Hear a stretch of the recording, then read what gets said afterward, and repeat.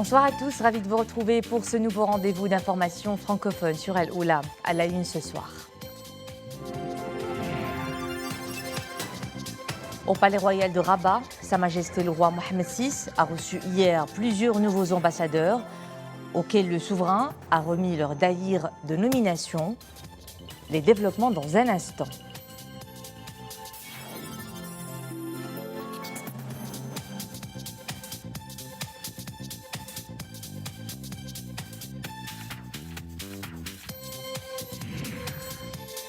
À Riyad, les pays du Golfe réitèrent leur soutien à la marocanité du Sahara, un soutien contenu dans la déclaration finale qui a sanctionné les travaux de la 42e session du Conseil suprême du CCG. Omicron est parmi nous. Un premier cas a été enregistré à Casablanca. Une femme confirmée positive à ce menaçant variant. Et à travers le monde, Omicron se propage à une vitesse jamais vue auparavant. L'OMS s'inquiète et appelle à la mobilisation. Nous en ferons le point dans ce journal. L'hécatombe des routes continue. 3 morts et 15 blessés. Tragique bilan du renversement d'un autocar reliant Smara et Tantan.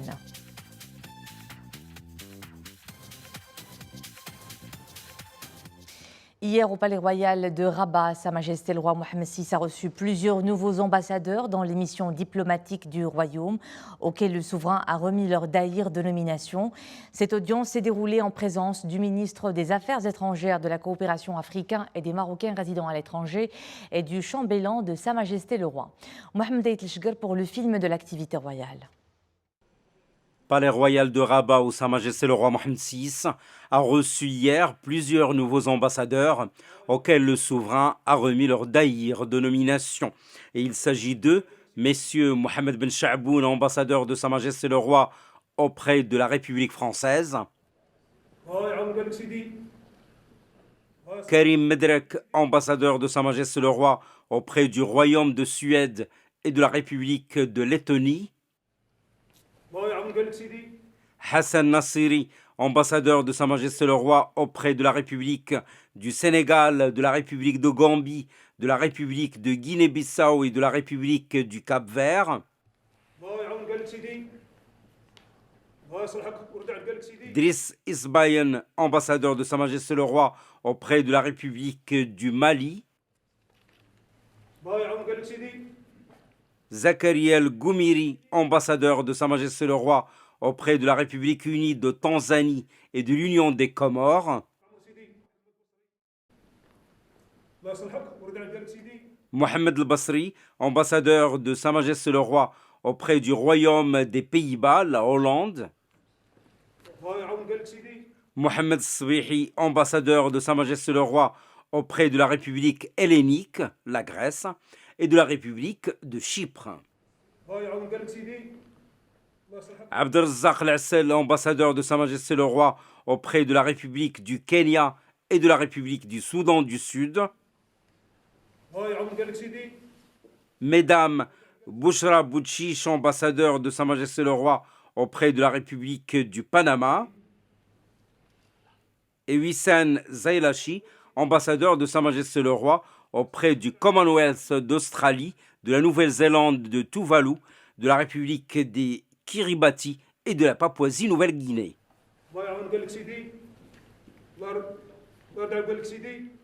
Il s'agit également de messieurs Ali Ben Issa, ambassadeur de Sa Majesté le Roi auprès de l'État du Koweït, Abdelrahim Rahali, ambassadeur de Sa Majesté le Roi auprès du Royaume de Thaïlande,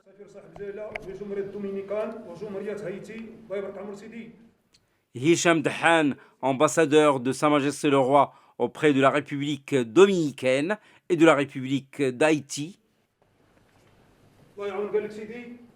Abdelrahim Mouziane, ambassadeur de Sa Majesté le Roi auprès de l'État de Palestine,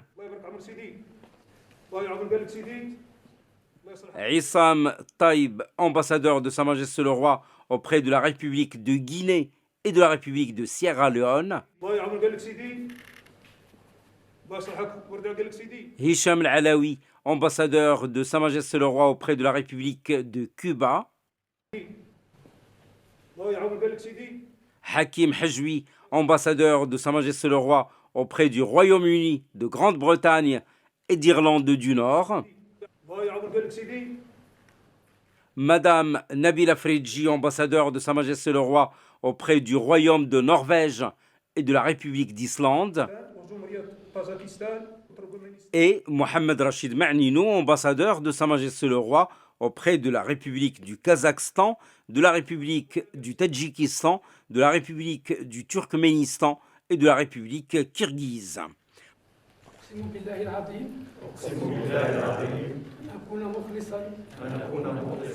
Par la suite, les nouveaux ambassadeurs ont prêté serment devant Sa Majesté le Roi Mohammed VI.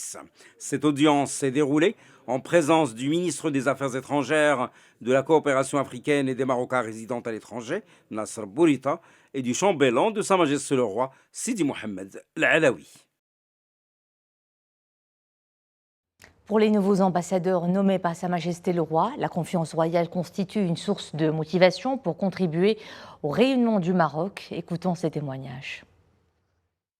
J'ai eu l'honneur de recevoir mes lettres de créance en tant qu'ambassadeur de Sa Majesté le Roi auprès de la République française. Comme vous le savez, les relations entre le Royaume du Maroc et la République française sont des relations historiques et denses.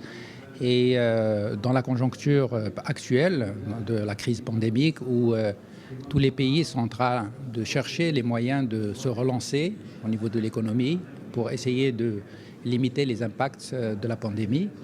Il y a effectivement un travail extrêmement important sur lequel on va essayer de travailler avec nos homologues français pour pousser encore plus loin le partenariat déjà dense entre nos deux pays et faire en sorte qu'il soit gagnant-gagnant pour les deux pays. Nous venons d'être honorés par Sa Majesté le Roi Mohammed VI, que Dieu l'assiste, qui a bien voulu nous nommer en tant qu'ambassadeur de Sa Majesté à l'étranger.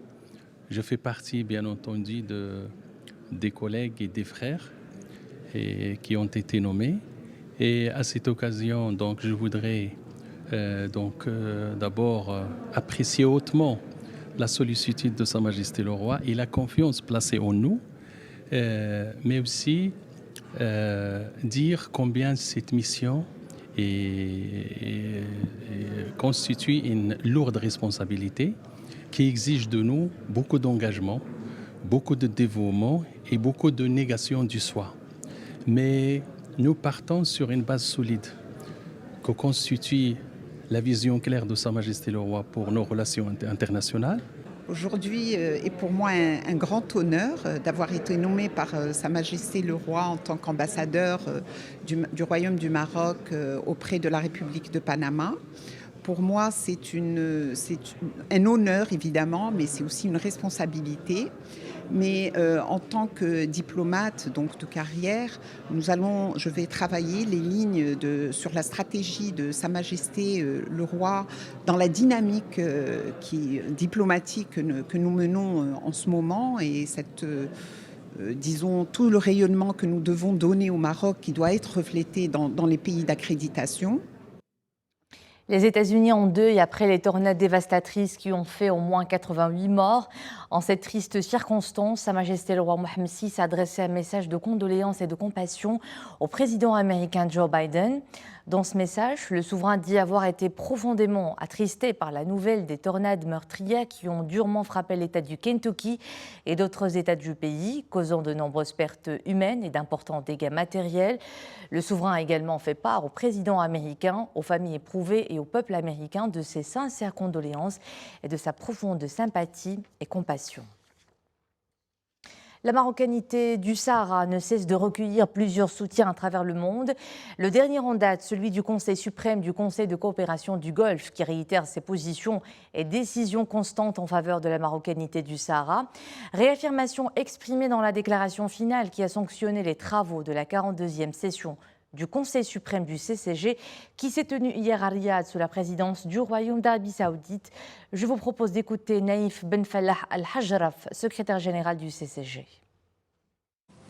أكد المجلس الأعلى Le Conseil suprême du Conseil de coopération du Golfe souligne l'importance du partenariat stratégique privilégié liant le Conseil de coopération du Golfe au Royaume du Maroc. Il met en exergue également l'importance de la mise en œuvre du plan d'action commun. Le Conseil suprême réitère ses positions et décisions constantes en faveur de la marocanité du Sahara et de la préservation de la sécurité et de la stabilité du Maroc et de son intégrité territoriale, tout en louant la résolution 2602 du Conseil de sécurité de l'ONU sur le Sahara marocain, adoptée le 29 octobre 2021. Le premier cas d'infection au nouveau variant du coronavirus Omicron est détecté au Maroc.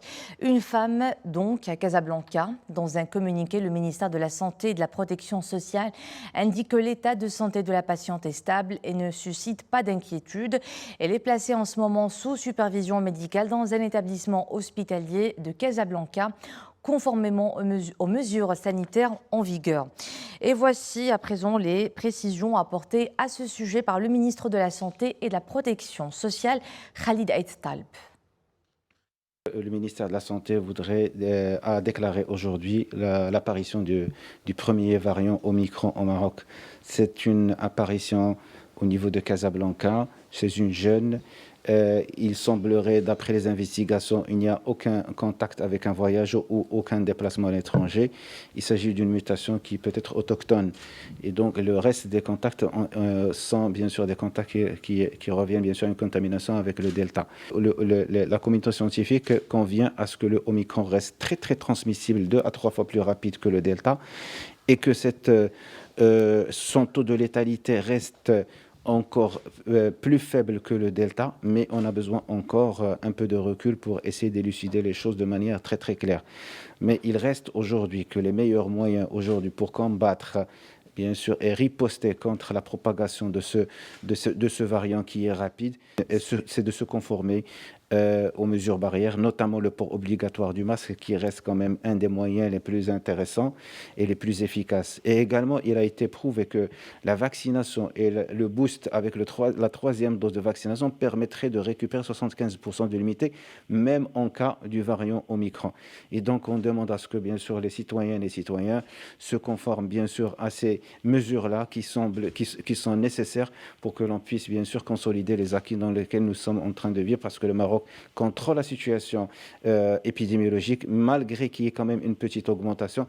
On a besoin quand même de rester bien sûr sur ces niveaux bas. Merci beaucoup. Et en raison de la propagation fulgurante du variant Omicron au niveau planétaire et sa progression préoccupante dans le voisinage européen du Maroc, les autorités marocaines qui ont mis en place au profit des Marocains résidant effectivement au Royaume et bloqués à l'étranger un dispositif pour leur permettre de regagner le territoire national ont décidé de mettre fin à ce dispositif au bout d'une semaine, à savoir le jeudi 23 de ce mois. C'est ce qu'indique le comité interministériel dans un communiqué. À partir de cette date, jeudi 23 décembre, les vols de passagers à destination du Royaume seront à nouveau interdits. Les autorités marocaines recommandent vivement aux ressortissants marocains concernés par ce dispositif et qui souhaitent retourner au pays de prendre les dispositions nécessaires pour le retour avant cette date.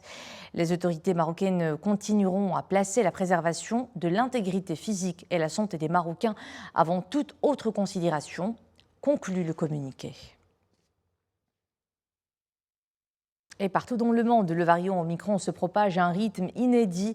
Selon l'OMS, aucun variant du virus responsable du Covid-19 ne s'est jusqu'à présent propagé aussi rapidement qu'Omicron. 77 pays sont touchés. L'Organisation mondiale de la santé craint le pire, un potentiel échappement immunitaire. Le point de la situation avec Boukar Ben Rabrit. Le variant Omicron affole le monde. Le virus se propage à un rythme élevé. Omicron a replongé la planète dans la panique depuis qu'il a été détecté courant novembre en Afrique du Sud. En Europe, Royaume-Uni, Norvège, Danemark et France enregistrent des chiffres alarmants. Une 6e vague portée par Omicron est aux portes du continent. Le variant contaminerait des milliers de personnes chaque jour en Grande-Bretagne. Omicron est également présent dans 30 États américains. L'OMS s'inquiète de la situation. 77 pays ont maintenant signalé des cas d'Omicron, mais la réalité est qu'Omicron se trouve probablement dans la plupart des pays, même s'il n'a pas encore été détecté. Nous sommes préoccupés par le fait que les gens considèrent Omicron comme bénin. Même si Omicron provoque des symptômes moins graves, le nombre de cas pourrait une fois de plus submerger les systèmes de santé qui ne sont pas préparés. Le variant Omicron s'est invité aux fêtes de fin d'année. Pour limiter la propagation du virus, les gouvernements ont pris de nouvelles mesures de restriction, notamment la fermeture anticipée des écoles pour les vacances de Noël. Le nouveau variant Omicron, on s'adapte à cette pandémie, ce nouveau variant qui arrive, et on va tout faire pour que ça se passe bien jusqu'au bout. Avec les gestes barrières, toujours désinfecter les mains, et voilà. 41 pays n'ont toujours pas réussi à vacciner 10% de leur population et 98 pays n'ont pas atteint la barre des 40% selon l'OMS. La pandémie a fait près de 5,5 millions de morts dans le monde depuis fin 2019. Et à ce stade, les experts assurent au sujet des vaccins pour contrecarrer les formes graves de la nouvelle souche. Le Maroc avance à grands pas dans la campagne vaccinale. Le nombre des primo-vaccinés a atteint plus de 24 481 000 personnes. Celui des personnes ayant reçu 2 doses s'élève à plus de 22 800 000. Et puis la dose de rappel a déjà bénéficié à 2 160 693 personnes. Durant les dernières 24 heures, 221 nouveaux cas ont été recensés et aucun décès n'a été signalé. Également à la une ce mercredi, un terrible accident de la route, 3 morts et 15 blessés dans le renversement d'un autocar sur la route nationale reliant Smara et Tantan. Parmi les blessés, 4 sont dans un état grave. Les développements dans ce sujet de Mohamed El Mustafa Khaya, Salih Hargibi, avec un commentaire de Nisri El Hamdawi. L'état de l'autocar témoigne du choc subi par ses passagers. Le véhicule empruntait la route nationale numéro 14 reliant Smara à Tantan. Sur son chemin, précisément dans la localité Ras El Khenfra, le conducteur aperçut au loin quelque chose venu le freiner dans son élan.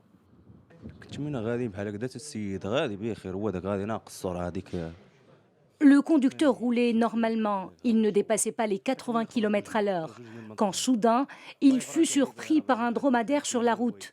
Il a essayé de l'esquiver et dans la foulée de sa manœuvre, l'autocar a glissé et s'est renversé pour être ensuite traîné à plusieurs kilomètres. Immédiatement après le drame, nous avons trouvé le corps d'une femme sans vie ainsi que celui de 2 militaires. Les victimes de ce drame ont été transportées d'urgence à l'hôpital provincial de la ville de Smara pour recevoir les premiers soins d'urgence. L'hôpital a reçu 12 blessés. Une personne est dans un état critique.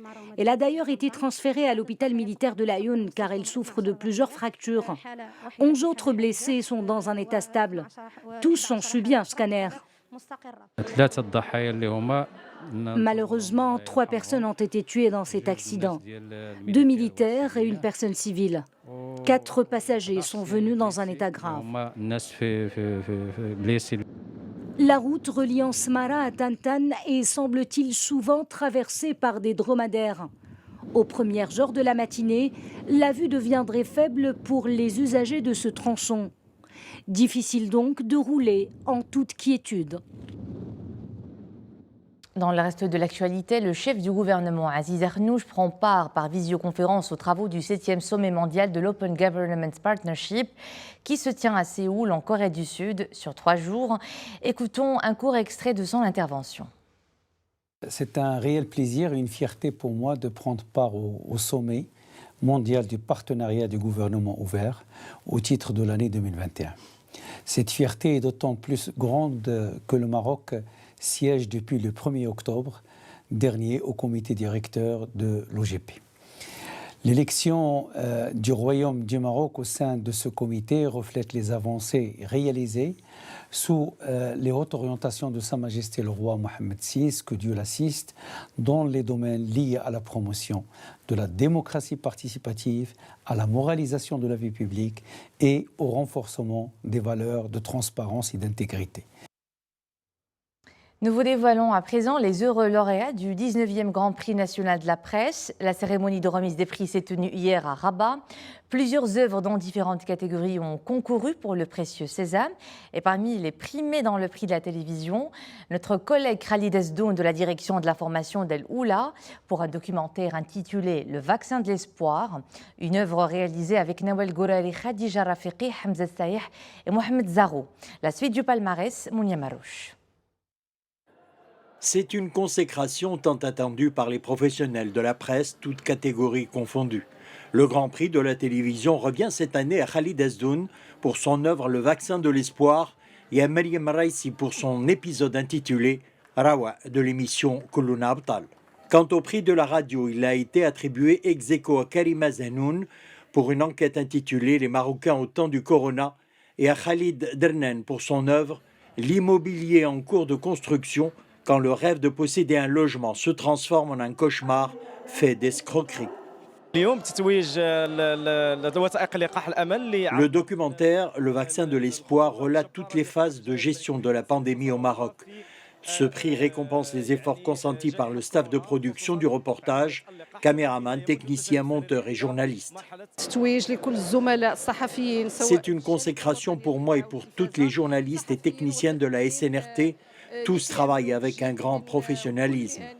Quant au Grand Prix de la production journalistique Hassani, il a été attribué à Mohamed Trouzi de la chaîne régionale Layoun TV de la SNRT pour son œuvre Yamlikta.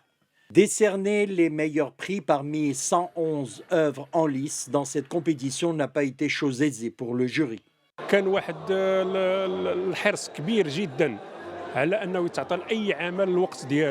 Toutes les œuvres primées respectent les normes professionnelles adoptées par le jury après de longues discussions. Parfois, nous regardons un reportage 2 ou 3 fois avant de l'évaluer. C'est ce qui justifie que parfois des œuvres se partagent le même prix. Quant au prix honorifique qui rend hommage à une personnalité du monde des médias, il a été attribué à titre posthume à Feu Mohamed Dah Legdef, ancien directeur de l'Aïoun. Et toutes nos félicitations à nos consoeurs et confrères. Voilà, c'était le mot de fin de cette édition. Merci à vous de nous suivre. L'info est de retour à 20h30 avec Emrim Laofir. À demain.